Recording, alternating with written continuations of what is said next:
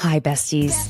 You've found your community bestie to share thoughts and opinions, recap the shows we love. Having too much fun. Bravo should be fun. And have piping hot gossip sessions about the celebrities and Bravo lebs we love, hate, and love to hate. He went on a podcast claiming he had a threesome with two women from the Real Housewives of Beverly Hills. Immediately, I was like, I wonder if it's Brandy and Carlton. I'm Caitlin Marshall, your pop culture and Bravo bestie. Allegedly allegations. And if you enjoy fun conversation between friends, listening to your bestie rant about shows we can't get enough of, plus enjoy a little bit of, well, ridiculousness. Oh my God. I'm sorry. There's a spider that is coming down. Hold on.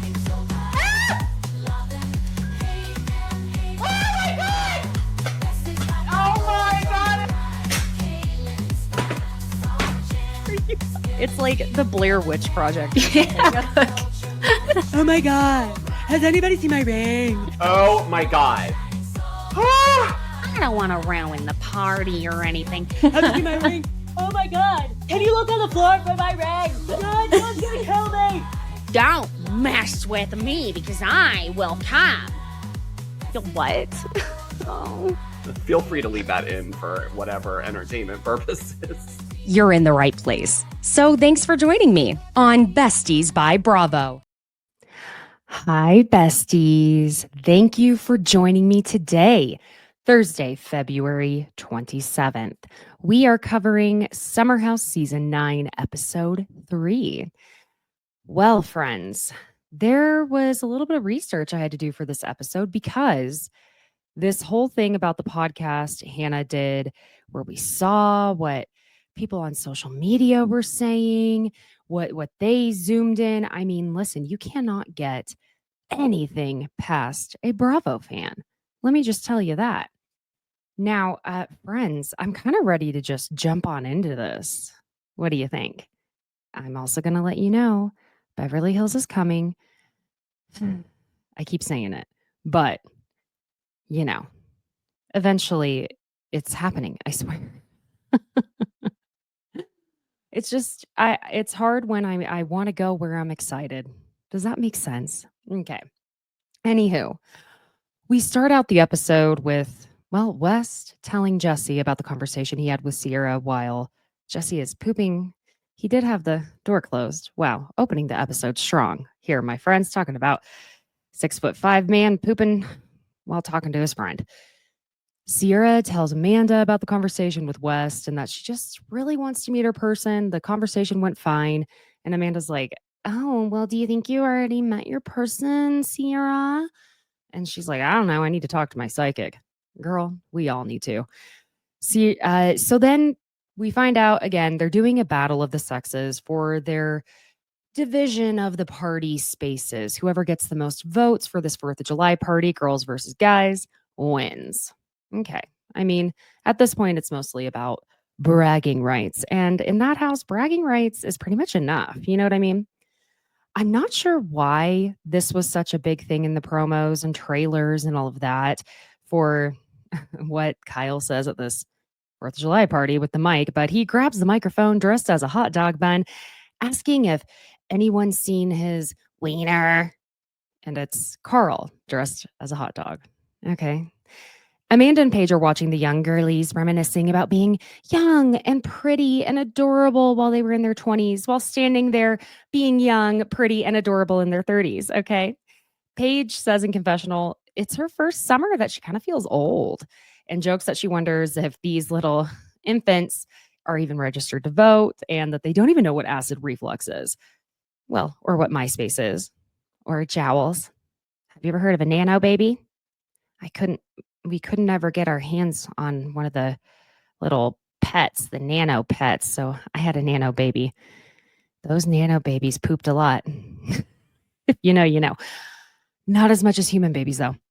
Lexi's sister shows up, and Jesse is in the kitchen at this time talking about Lexi to some random people. And a girl who had hugged him earlier in the party asked if he liked Lexi. And when he said he did, she just went, oh, very disappointedly. Weird, girl. Don't go there. You don't want to be on that roster. That roster is a mile long. We get pictures of Lexi with her sister and her mom. And I'm so sorry, y'all. Holy effing Facetune. Lexi, it doesn't look like she's using a lot of Facetune in these, but my gosh. And I'm not trying to be mean. I know I say the 30-second fix, but this is when the only time you can say something about someone's appearance. I feel like this could be fixed in under 5 minutes. The sperm eyebrows. What's happening here? These are very gorgeous women. Get rid of the sperm eyebrows. But anyway, Lexi says in confessional, she's super close to her family because growing up, kids around her would assume she thought she was better than them because she's a model. And honestly, I believe it because kids are jerks. I would know. So Jesse meets her sister and he tells her that Lexi likes him and confuses everyone after Lexi says, well, Jesse likes me because he's like, what's not to like? And then he follows up with a, would you look at her? It's either to save face or he was just incredibly toasty and didn't realize he was being so odd. I don't know. Jesse's always something about Jesse is always like one step away from seeming like a full-blown stoner, like the stereotypical movie type of stoner. But I don't know if that's just his personality. We do see Ariana Maddox's bestie, one of them at least, Brad, her stylist. He's at the party. He does live in New York, so that makes sense. Sierra gives Carl a compliment that something about it fully gave me a throwback of Mean Girls. Katie, will you please tell Aaron his hair looks sexy pushed back? Anyway, she compliments Carl's hair, saying this is the best way to wear it. No gel, no product, maybe a little texture at the top. And the way Paige is looking at Carl's hair says Sierra is very much wrong about this, but okay, that's cute. Carl says he just melted from Sierra actually giving him a compliment. And in confessional, he says that he wants to reignite his friendship with Sierra and Paige, but remembering here for myself that he had a little thingy thing with both of them at different times, of course. But I mean, yeah, he and Sierra, it's a little more fresh from the flirtations. And didn't they kiss? Am I wrong here? Kyle reminds everyone to vote on the best side of the party and is trying to sway the crowd to the guy's side about how we've got the slide. Okay, well, the bar is the girls' side, so of course they're going to win. And then we get a shot of a random dude falling down in one of those really crappy plastic chairs, you know, like the kind that you could be dead sober and you sit in it. And of course, at something like that, you're holding a plate of food. It's probably some potato salad, hot dog, with lots of ketchup and mustard. Or if you're like me, it's got cheese, mustard, onion. Oh, yes. You want to know the best way to have a hot dog? If you can find this, we're coming upon hot dog season. They make Hawaiian roll hot dog buns. When I tell you, you get that and you put some good, like red onion, some sharp cheddar, and some mustard. My God. I mean, I know it's like it's a whole thing on Beverly Hills. Like it's the one time a year you have a hot dog. I could eat a hot dog once a week if I had it like that. I mean, they even make Hawaiian roll buns for burgers too. I'm just telling you. Just telling you. It's life-changing, at least for me.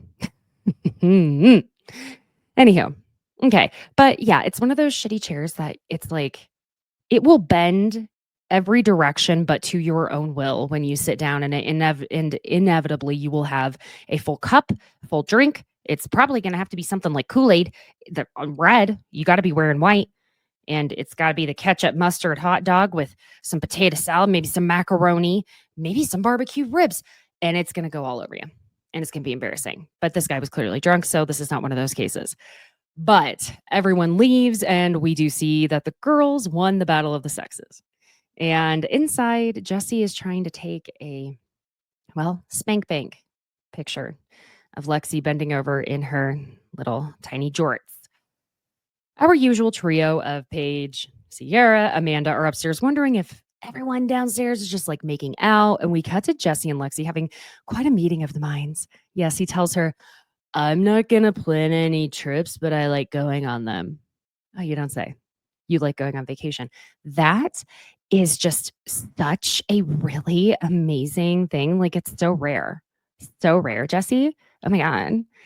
That game is fire. Like, honestly, how are there any women ever around you still wearing panties after you spit that sexy AF game, Jesse? I'm telling you, this is what happens when a man is that tall and all they have to do is rely on their teeth and height.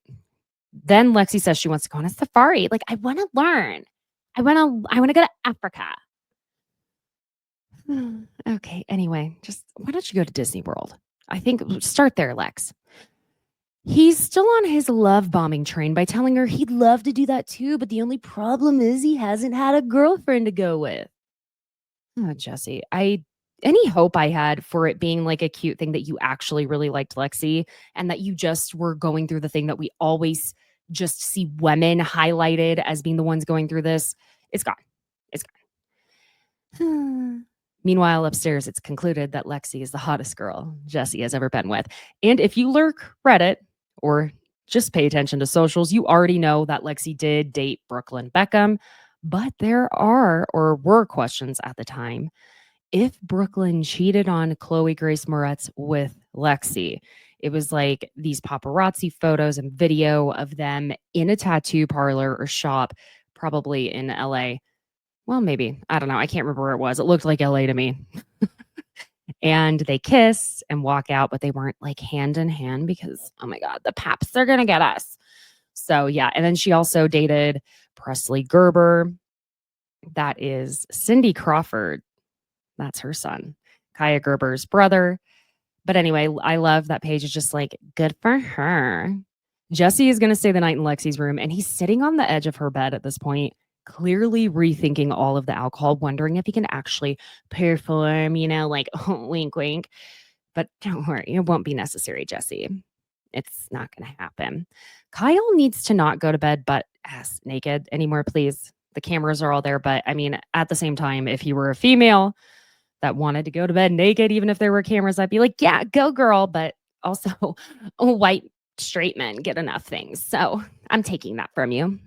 I'm just kidding. Don't get all pissy at me. Another riveting conversation between Jesse and Lexi, talking about whether Lexi's little booty has gotten smaller or not because of all the steps she's been getting in. Okay. The next day, the girls conclude they're going to pour the remaining hot dogs and hot dog water into the dunk tank that the boys are going to get dunked into because, y'all, they lost the battle of the sexes. And Paige just looks at Amanda and goes, that's diabolical. Okay, cute. It's mentioned Imrul is coming, and Jesse is clearly getting nervous because he asks immediately how tall Imrul is. Sadly, this does show that Jesse's strongest hand is his height. I mean, dude, if you could just work on a few other things, that would just be the bonus for you, my guy. You can sing. You're not stupid. I mean, I wouldn't call you like the most sagely type of person, but hey, I don't know. I'm just annoyed with Jesse this episode because he did the man thing, the F boy. No, not man thing, the F boy thing. That's what it is. He did the F boy thing. And now I'm very disappointed. Amanda calls Jesse out, though, for getting jealous about a new guy joining already. And then the guys get dunked in the hot dog water. That's disgusting, to be honest. But I mean, there are worse things that could have happened after losing a game in that house. I feel like they didn't get as creative as they could have been. We're going to head back on over to the city, and Lindsay and Paige meet up to shop for Lindsay for maternity clothes. And Lindsay is all about showing her cute little bump in the crop tops, but baby girl, it's barely a bump. You're just so tiny. It's adorable. Really, her in a crop top just looks like me after having a little snacky snack, like a handful of goldfish. Y'all know I am a hoe for some goldfish. I know I'm not 3 years old, nor am I 6 years old, but you can put those two numbers together, and that's about how, not about, that is how, that's how old I am. And I will love goldfish until I am 90, okay? The snack that's okay to get hooked on, right? 100% real cheese. No, it's not an ad. I just love goldfish. Anyone who knows me knows that. Anyway, all I have to do is have like a tiny handful of goldfish and maybe a sip of water. And that's what I look like in a crop top. Meanwhile, Lindsay's over halfway through her pregnancy. Gosh, no justice in this world. Paige says in confessional that once Lindsay announced her pregnancy, she automatically felt closer to her and is feeling incredibly protective of her. And I have to say, watching the scene between the two of them feels like it's how it should have always been between the two of them. They should have come together sooner. It should have been this way. But too many other little things and noise, they both of them. And I love both of them. They both just grabbed onto whatever they could to be pissed off at each other along the way. And yeah, I mean, there were some bitchy things happening after all these years in between, but still, I love where it's at now. Paige brings up that Lindsay froze her eggs and asks her if she's glad she did. And Lindsay's really just like, yeah, I hope I never have to use them, but I'm glad to have that insurance policy. And let me tell y'all, personally, I would love to be able to freeze my eggs. And I love that they both are loving the idea of saying every woman should do that. But do y'all know how incredibly expensive it is to freeze your eggs and to pay for the storage of them? It's ridiculous. It's like our population's going down, yet no one wants to make it more achievable for women and our biological clock. So, okay, that just took a negative sour turn from me, but alrighty. Anywho, Paige is saying she's thinking about freezing her own eggs and tells Lindsay that Craig froze his sperm, which we've already seen on Southern Charm. Thanks so much. Because his excuse when he was on Southern Charm telling Austin and Shep about it is that he read about some guy in a car accident where he was fine, but he couldn't produce anymore. And that it was him and Paige who decided to freeze his sperm, not that he just decided to do it because she mentioned freezing her eggs to him. Craig, what can I say, Craig? Lindsay asks Paige if Craig realizes he's not against a biological clock the way that, well, women are. And she says, probably not. Oh, Craigie. Oh, Craig. She tells Lindsay it came from telling Craig that she thought she should freeze her eggs. Just like I said, I knew that's what it was. So he was like, I should freeze my sperm. And it wasn't because he was depleting in supply, apparently, when they tested. Yes, it was above average. Okay. Well, Craig, congratulations on your above average sperm. No, don't go there. Okay. Sometimes when a joke writes itself, it's really hard, even if you don't mean it. Paige says in confessional that Craig has been ready to move in with her, get married, and have babies practically from the first text exchange that they had, but that she's worked 10 years to get her career where it is now. And I get that. Giggly Squad, I cannot believe this. I can, but it's wild is what I mean. They did a 60-city tour. 60. That's a lot. Wow. She jokes that she wanted to be taken care of and be the housewife laying in bed, but hey, it's not where she is right now.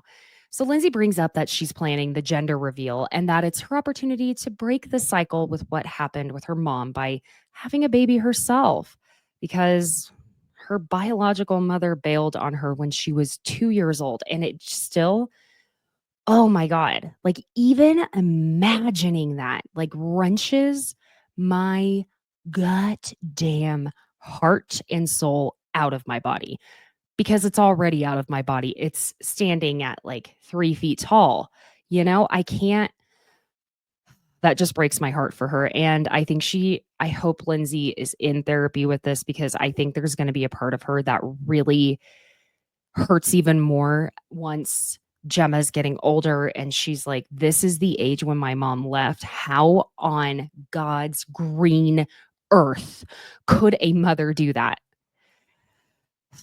God just kills me. Anyway, we do get the flashback of Lindsay when she called her biological mom and trying to tell her, it's good to hear your voice. The phone works both ways. I mean, the amount of anger and pain Lindsay must feel from that is probably insurmountable. She says in confessional, she feels like this is her opportunity to heal from the childhood wounds of abandonment. And Paige gets them back on track with maternity clothes shopping, because outfits, clothes. And Paige tries to tell her, let's get you some dresses. You're probably going to get so. And Paige says hot at the same time that Lindsay says fat. Well, Lindsay never got fat. God. And you know what? We don't ever call pregnant women fat. We call them growing humans. That's what we call them. Expanding, making room, upsizing. There's downsizing, upsizing to make room for baby. Okay? And it doesn't matter how she looks afterward. Jesse and Lexi go on a date, and this baby girl, honey pie, you may as well forget your clothes. You're hot enough to. I mean, my God. I know New York's hot, but hey, whatever. I'm not judging. Again, I'm sure if I had that body, I'd be like, clothes? What are those? Actually, and I probably would. It's a lawn game bar, and I would love this place. There's something about me I got to tell y'all. Whenever there's a party, if there is a beer pong table, your girl is going to seek it out and absolutely go play. I don't know what it is about me. I love to play beer pong.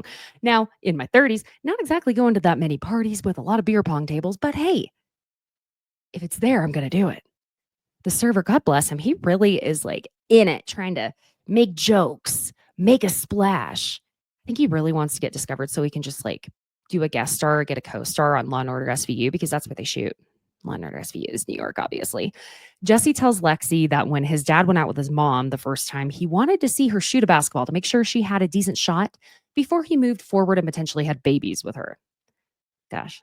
So it does go back even then. Men just out here making women jump through literal hoops. See if they are deemed worthy of their sperm to travel to their little egg houses there. His dad must be tall or something and probably expected his kids to play basketball, or I don't know. But that's it. Let's make sure the potential mother of my children can shoot a basketball. I'm not worried about if she's nurturing, kind, decent, even as a human being. He saw the free throw and was like, yep, that's my baby's mama right there, boys. That's it. She's great with balls. That's what did it. In confessional, Lexi says she's dealt with guys being intimidated by her career and her exes, and how she really likes Jesse's confidence because she wants a guy who's like, that's my girl. I want her right there. And don't worry, Jesse did that from the absolute get-go. So this is about to get awkward, though, isn't it? Jesse asks her immediately when they sit down, well, maybe not immediately, but it felt that way, if they're going to share a room this weekend or take it slow. Basically, he wants to know, are we going to bang, or are you just going to like make me wait for it? Then he asks her, do you usually move like this with boys, or is it usually slower? Oh my God, Jesse. Oh my God. Any bit of hope I had for you, gone. That whole sentence, wrong. Because this is what he's saying. Basically, I want to bang you immediately, and I want to see that you would be down, but I'm also going to be super annoyed if you won't do the pogo stick dance with me after 5 days. But I also want to make sure you're virginal. So be a virgin, but also be ready to jump in bed naked with me. Fucking men. Also, with boys? You said with boys. You don't even view her as an adult woman, do you? You don't. You view her as a girl child, which is creepier in and of itself. Not even going there. She tells him she doesn't make a habit of sharing beds with guys she met on the first night. And that's when, pay attention to how he did this. Well, it was the third night, actually. Okay, so he's saying, no, we'd at least known each other 3 nights. Come on. Should have done more. And then when she tells him, I want to make sure this is a thing where we're only getting to know each other, his face falls. And it's really, his face portrays a lot of things. That's the only thing Jesse and I have in common, is that our thoughts, feelings, and emotions, every inner monologue and dialogue is written on our face, because it clearly says on his, if we're not having sex after knowing each other less than a week, forget it.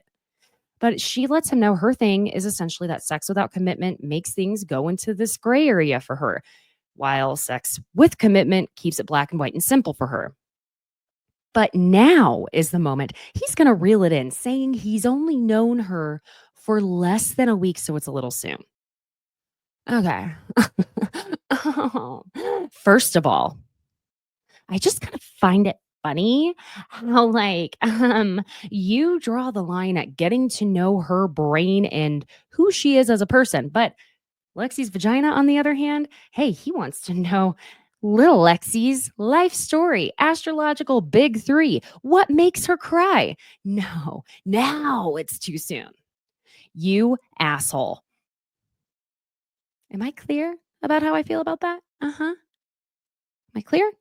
He's quite literally shown his entire hand that he has only been love bombing with no actual intention of doing anything but getting in Lexi's pants. Whew.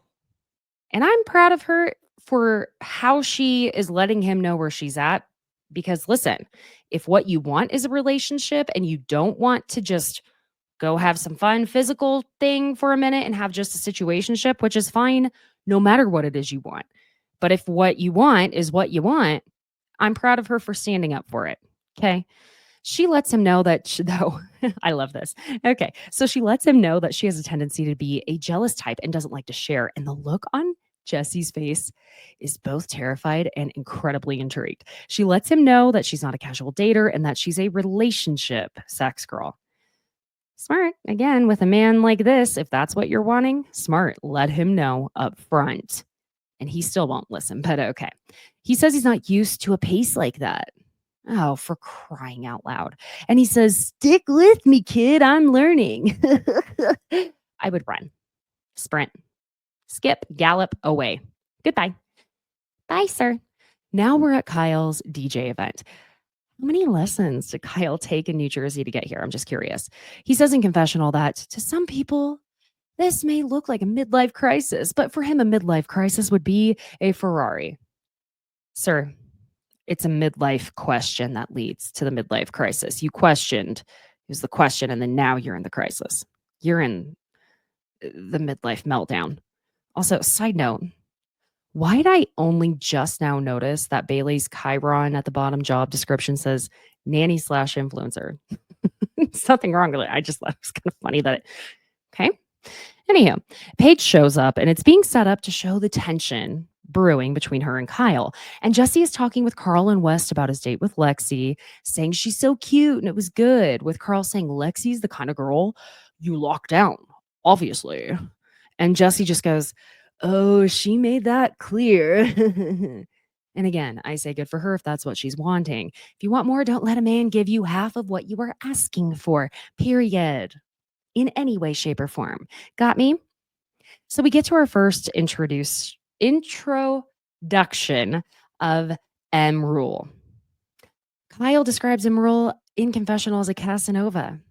If Casanova lived in New York City in 2024 and had multiple partners any given night. Okay, fantastic. He was born in Bangladesh and moved to the US when he was 5. Now, this is when things are about to get a little more juicy, my friends, because we've been waiting for this moment between Paige and Sierra. It's been all over social media. What was written on these texts from Kyle? Now, this is when Paige is going to shuffle Sierra on over to the bar so they can have a little conversation and she can bitch, rightfully so, about Kyle Cooke rage texting her this morning. Something that has to be pointed out here is that while people on social media, I was not one of them. I tried very hard. But in the original preview of this episode, they showed a little bit. They were able to show kind of Paige's phone in the text messages. But if you went back to the episode after it was already all over social media, the preview blurred out Paige's phone screen. And then you could not find it anywhere. So thank you to the Bravo investigators. The Bravo investigators. I call us the FBI's, Federal Bravo investigators. Okay. Never underestimate us. Here we go. Paige is scrolling openly on her phone in front of Sierra through what seems to be pages of text messages, which obviously causes Sierra to ask, okay, what is all of that about? And Paige just hands the phone over to Sierra. In confessional, Paige says that this morning she got some rage texting from Kyle over her bestie Hannah and her boyfriend Craig. And Paige explains that Kyle is pissed about Craig doing an ad for Spritz. Remember, that's Claudia Oshry and her husband, girl with no job, the toast that she has with her sister Jackie. And that he's pissed at Hannah for, I'll fill in the context here, a podcast she went on, but it was the BFFs podcast. That's with Dave Portnoy. And he's furious that she talked about how she got fired from Summer House for doing an ad for Truly because they're a competitor of LoverBoy. Well, let me tell you this right here. I watched actually on YouTube this episode of the BFFs podcast. Number one, it was incredibly awkward. I have not been a listener of the BFFs podcast, so bear with me on this. Is Dave Portnoy supposed to actually just kind of act like a complete and total asshole to people? Is that his shtick? I don't know. Someone out there is going to laugh their ass off at me asking this, but I was like, dude, you don't have to be such a dick. My God. And anyway, it was about Hannah being late, but whatever. He's the one who brought up whether or not Hannah got fired from Summer House because of her ad with Truly. And Hannah was trying to barely talk about it. I think what was happening was she was already uncomfortable because she and Brianna Chicken Fry got in there late because she was on the Plan Brie. It's such a tongue twister. The Plan Brie podcast, and they ran over a little bit. So Dave and this other guy, Josh, were acting a little pissy. And I think at the end of the day, we can just call it what it was. Hannah was really uncomfortable, and it was clear. She felt bad. She felt like everyone was pissed at her, which is a horrible feeling as it is. But on top of that, I think she was trying to just please them, make them happy by going ahead and answering as much as she could about it. But I guess this is part of where the internet sleuths, I hate saying sleuth. It sounds so slithery and slimy and shady. I want to say, I'm just going to call us our FBIs. We're seeing the name Alex Cooper, allegedly, I'll have to say that, in these texts that Kyle sent to Paige. But Kyle apparently doesn't know the difference between the Call Her Daddy and the BFFs podcast, if that's the case, because obviously Call Her Daddy left Barstool Sports a very long time ago. She's got the Unwell Network, all of that. Anyway, we get the headline showing us all of this, and Paige points out that that we should notice how she didn't say her own name in there. No personal pronouns, because it wasn't her at all that did any of this, but that it's her getting yelled at for all of it. So Kyle just must have concluded that, well, Paige is the common denominator between these two people, Craig and Hannah, so I'm going to blame her. And I'm sure y'all read the text that they went ahead and put on the screen. And I also have to say, I think it's very obvious they felt they had to put some of the text message up on there because our FBI zoomed in. They put it up on their big screens and they just, anyway, after they blurred it out. Now, here's the text that we see. It's him sending Paige the video from Instagram that was on the BFFs podcast. And it says from Kyle, honestly beyond discouraged with Craig too. This wouldn't be a topic today if it wasn't for him and about a dozen lies. I can't believe this is where Hannah is at 3 years later. I'm effing apeshit. Now, let me go ahead and tell y'all what at Face Reality 16 on Instagram said she saw in the messages when she zoomed in. So let's allegedly add all of this in there. This is what she saw. First, her telling Alex Cooper I cheated on Amanda right up until our wedding and all the pain we effing suffered because of that podcast when it was at its peak, which I never fucking confronted her or you about. Now this, you've been with her this entire time and are now out there saying you wish you stood up for her season 5. Now this, is this what you think as well? Hannah had the lowest Q rating, which is quality rating, entire network, aka likability, just unreadable. Dave Kaplan, I think it's supposed to be just ask Dave Kaplan, drunk, and he'll tell you. Then this next portion is what must have been later that Kyle texted Paige, considering what Paige tells Sierra later in the episode, which was, sorry to barrage you. I was just heated in the moment. Can't vent to Amanda because she basically divorced me for potentially hurting your guys' friendship with the spritz stuff. And I don't understand how lies keep getting, and it cut off from there. Again, that's what I got from what Face Reality 16 posted on Instagram. Paige then says to Sierra, what about me gave you the impression that you could text me talking shit about my best friend and my boyfriend, and that he should have been an adult and texted them because he has their numbers. But you gotta admit, you notice she mentioned him talking shit on Hannah first, then was saying the shit talking on Craig was bad. Like Craig should have come first. And I'm sorry, that's probably controversial. But if you're in a relationship that long and planning a future together, that's also your bestie. That's your partner. I mean, listen, your partner should be the one that you come home and you're so ready to spill the hot goss with. And we know those two gossip queens, Craig and Paige, would love to have little hot goss sessions. So I don't know. I mean, yeah. Anyway, so Paige says that if Kyle sees something on the internet that upsets him, he should sit with that for just a minute before letting himself have a full blown big feelings temper tantrum. Sarah points out that Kyle acts like he has to have a certain type of allegiance from everyone.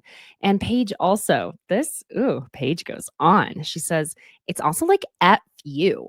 Have you ever supported anything that I've done? Have you ever said anything about my podcast? Have you ever said anything about my book? And at the time I was like, book? What book? But then I remembered Hannah and Paige recently announced that they will be releasing a book. And let me read you the synopsis of the book. Hold on. It's called, there it goes. See, as soon as I try to be prepared sometimes, friends, and then it goes. Okay. So the book is called How to Giggle, a guide to taking life less seriously.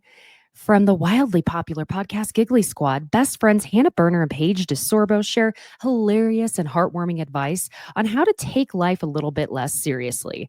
Finding joy and laughter in the mundane can be challenging at times.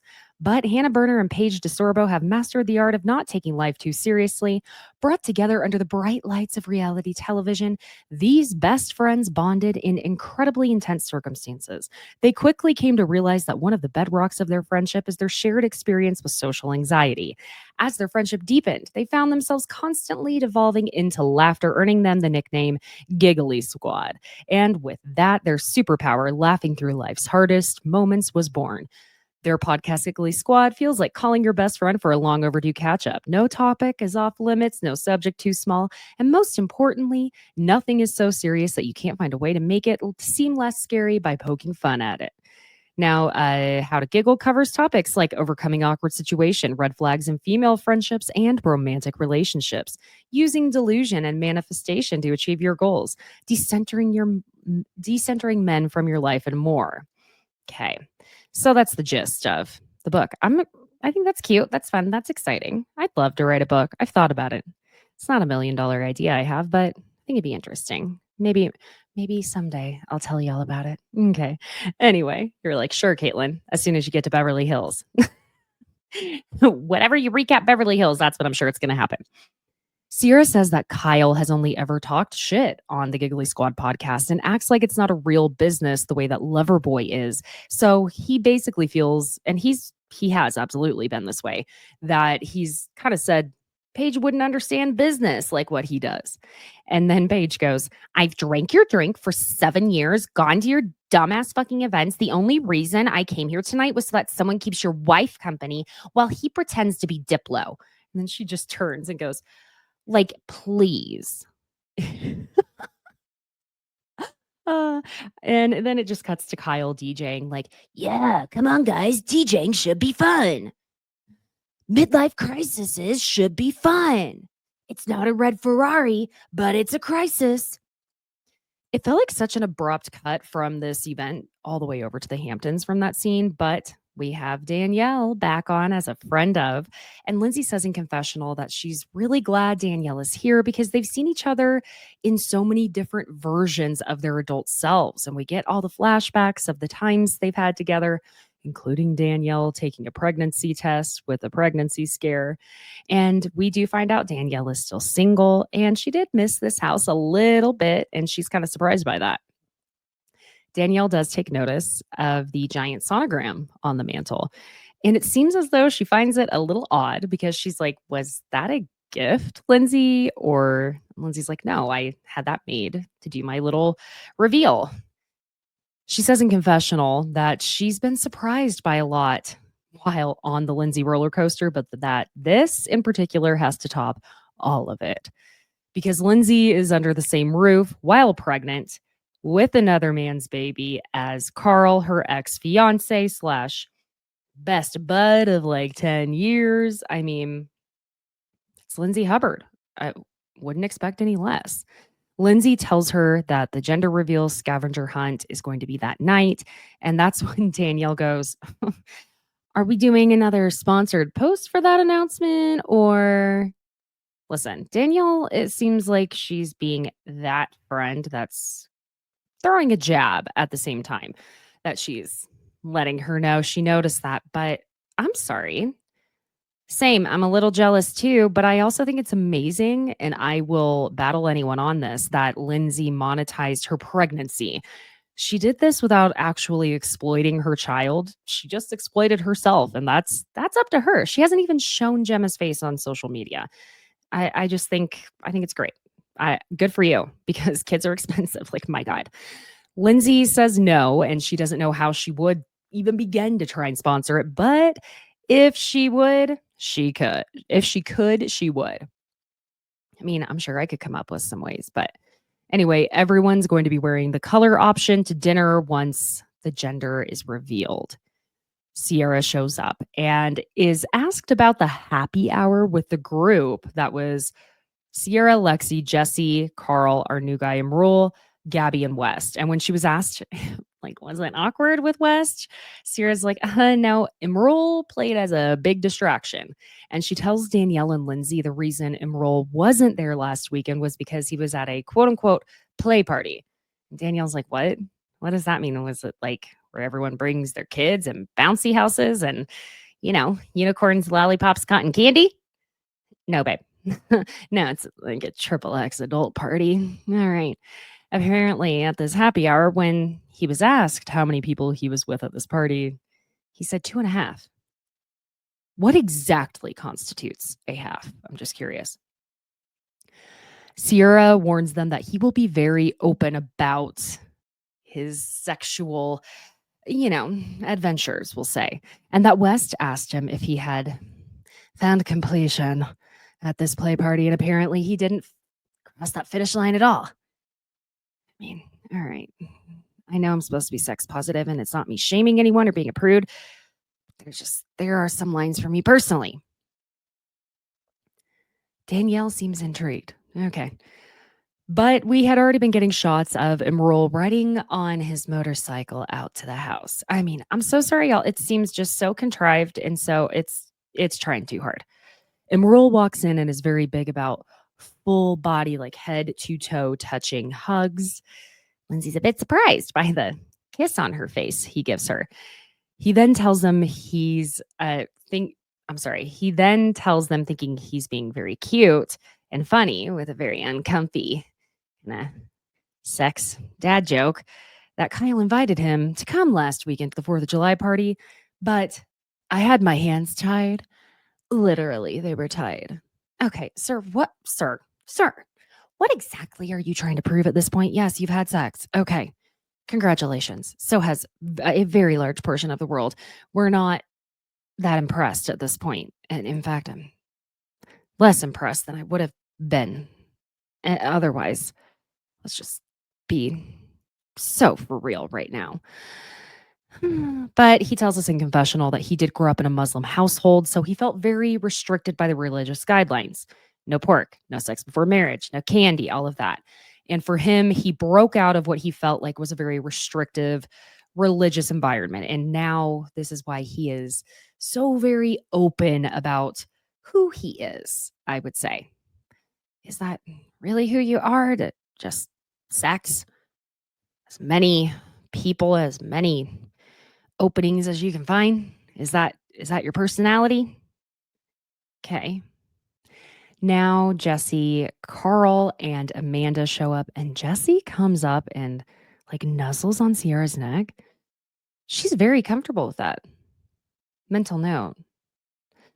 Okay, how about mental poster board taken? Paige, West, and Lexi rode out together, which is a completely random group. If you ask me, it was definitely not their choice. Okay, let's be real. With West looking like a mix of driving Miss Daisy or Drew Barrymore playing Little Edie. Paige tells them about her gorgeous cat, Daphne. That cat, oh my God, that cat looks like a walking Facetune filter. Like, my God, it's an animal should not be allowed to be that beautiful. It's not fair. Naturally, too. And says it was a last minute thing, but oh, I'm sorry. And Lexi tells them how Jesse met her parents already. Oh my God. She says it was a last minute thing, but they met. They definitely met.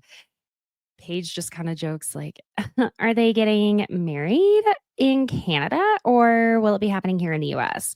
And West ends up going, "I wonder if Danielle will tell them they're moving too fast." Probably. Probably.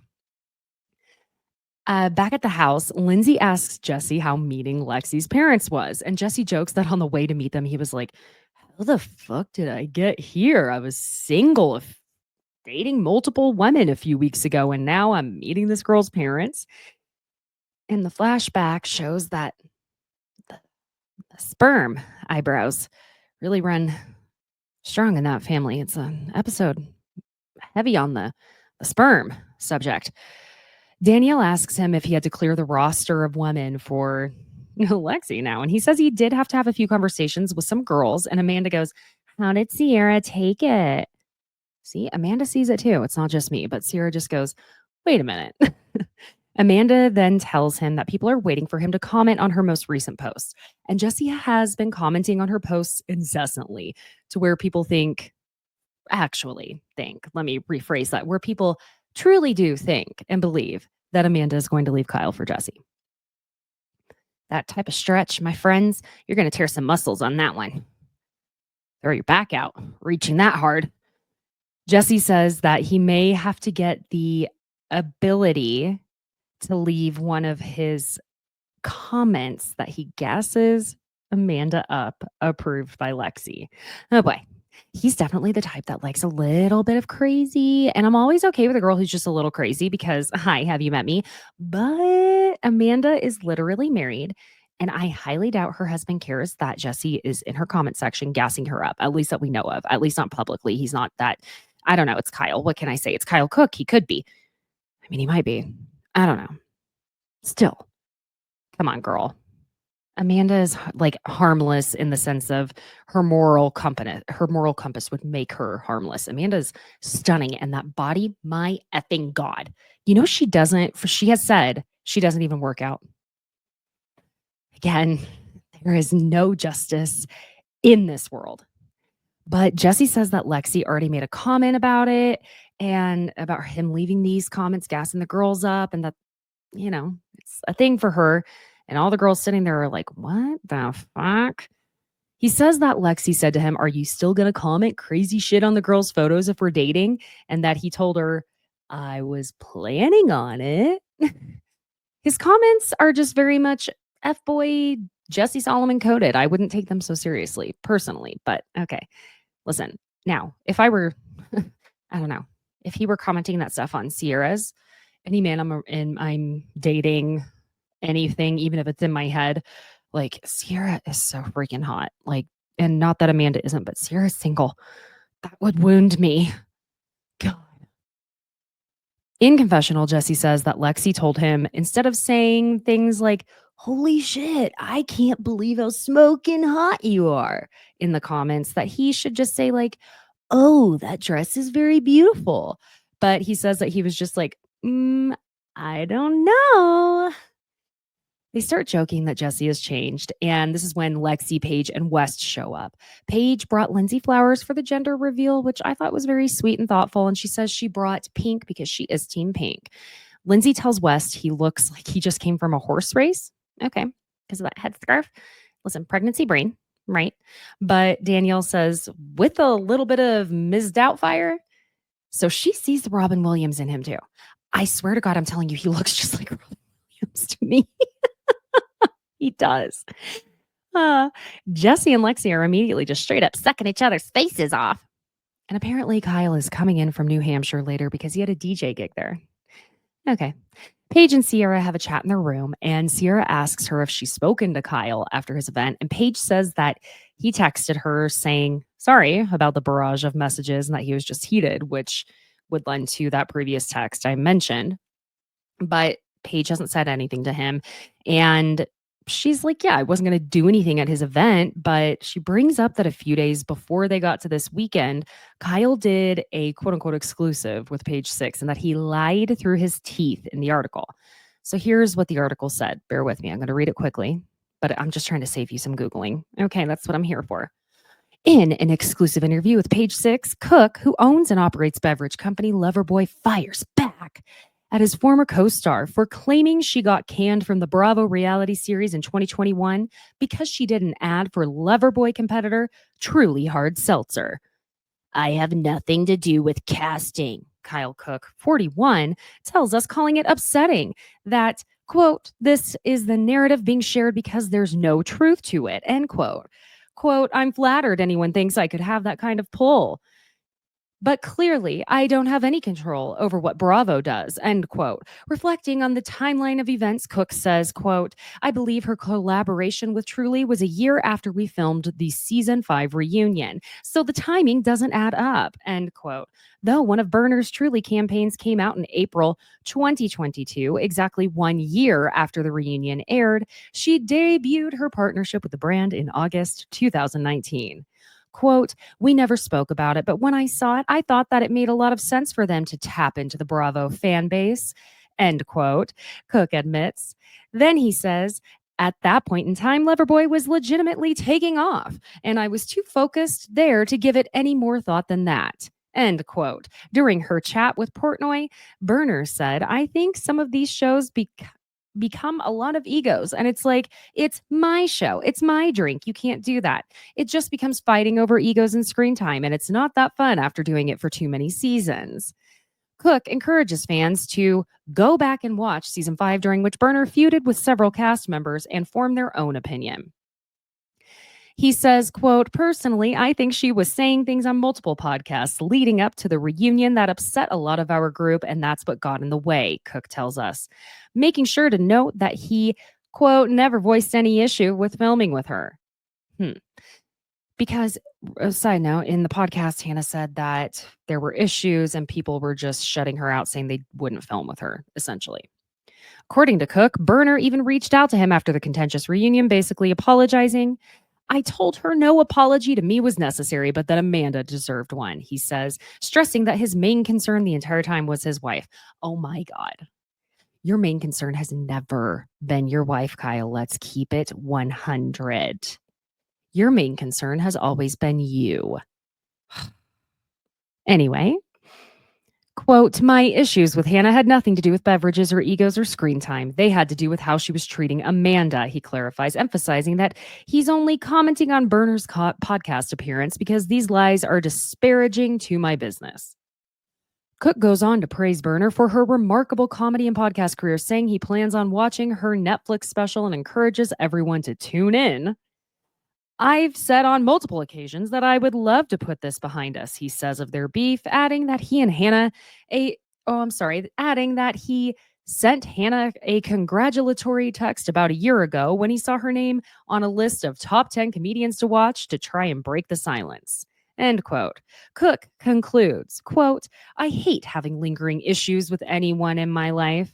Okay, Kyle, no, come on. And I always hoped for an opportunity to reconcile things with Hannah. I don't want any bad blood and wish her nothing but success. End quote. Bullshit. Bullshit, mama. Bullshit. Okay. So that's what he said. Back to the Paige and Hannah, or Paige and Sierra conversation. Paige repeats what he said in the article, essentially, which was that he didn't have that much power to get Hannah fired. But then Paige adds, okay, we all know you didn't make up with her at the reunion, so we all know what that means. Which typically, it's almost like the reunion is sort of becoming that test for Bravo Lebs to make up with the person that they were just absolutely going bananas, ape shit against. Sorry, my brain just went to Salt Lake City, and that was a great example. But anyway, it's a chance for them to really just try and pretend at least that they can get rid of the animosity so that they can film again, at least together, and create more drama. But anywho, Paige says it's not about Hannah because Kyle and Hannah are never going to be besties. But for him to come after Craig when Craig doesn't even want to be friends with Kyle. And she says that Craig feels uncomfortable even coming to the summer house because Kyle went on national TV and in articles calling Craig a liar about his businesses. And I mean, in the flashback of Kyle on Watch What Happens Live, he said that he thinks Craig had already signed the deal with Spritz when he confronted Kyle about it. And then, quote, he claimed he didn't even know I have a Spritz. He thought I just had sparkling hard teas. And I'm like, bro, we actually launched ours a year before this other company even did. And when Andy called out that Kyle actually looked really upset and, in his feelings, Kyle said that Craig has a history of lying and that Craig then lied to Kyle. I love Craig Conover. Love you, buddy. You do have a very interesting, challenging relationship with the truth in your history. There is no other way to put it. Anyway, Paige says Kyle crossed a line here and that he called her before the summer to vent to her about Amanda and treated her and acted as though he and Paige were like really good friends. And Paige says she didn't tell Amanda the shit he said about her and instead gave him advice. And that this was 3 weeks after all of that he sent these rage texts. Oh, In confessional, Paige says, it feels like he's a dad and he's saying like, if these are your friends and they're doing bad things, then so are you. And it's like, Dad, I don't smoke weed. I didn't do it. Pointing out that she herself did not go on a podcast and talk about him or go do a deal with the Spritz company. And she says, like, why am I getting yelled on a Thursday morning at 9:30? Like, I already don't want to be awake. What? Sorry, I'm hung up on the edge. What is it like to sleep in until 9:30 even? Wow. I have no idea. Sierra says they need to make sure Amanda doesn't get put in the middle of it all. Agreed. And then that's when Paige goes, he's so lucky he is married to the woman he is married to because it is the only reason I don't go up one fucking side of him and down the other. She's just had it because she feels, look, you've now disrespected me, my bestie, and my boyfriend. Then she goes, like, you're lucky I don't buy LoverBoy, then fucking sell it. Paige. Oh, how much money does Paige have? My God. Go girl. All that work, honey. You earned it. Well, besties, thank you again for joining me. I love having you here. I will be recapping Southern Charm tomorrow. I think it's our second, it's not our finale, but I think it's the episode before the finale is my guess. I could be wrong though. I could have looked that up, but I'm not going to right this second. Actually, no, I have a feeling because they're picking cameras up, we probably have 3 more episodes. Okay. Just kidding. Besties, please leave a 5-star review wherever it is you are listening. Leave a little comment about why you love the show. I'm giving you a big hug and a kiss. It means the entire world to me, and I read every single one of them. So thank you. If you are watching on YouTube, please like and subscribe. Join the community. I love seeing y'all, having conversations, being a part of it. Also, go ahead and follow me on Instagram and TikTok. It's at Besties by Caitlin, spelled Caitlin. And check out the Pop Culture Besties Etsy merch shop, as well as the TeePublic partnership I have linked in the show notes. Aside from that, my friends, enjoy your Thursday, getting to watch Southern Charm and Southern Hospitality, and I will see you tomorrow. Okay, bye.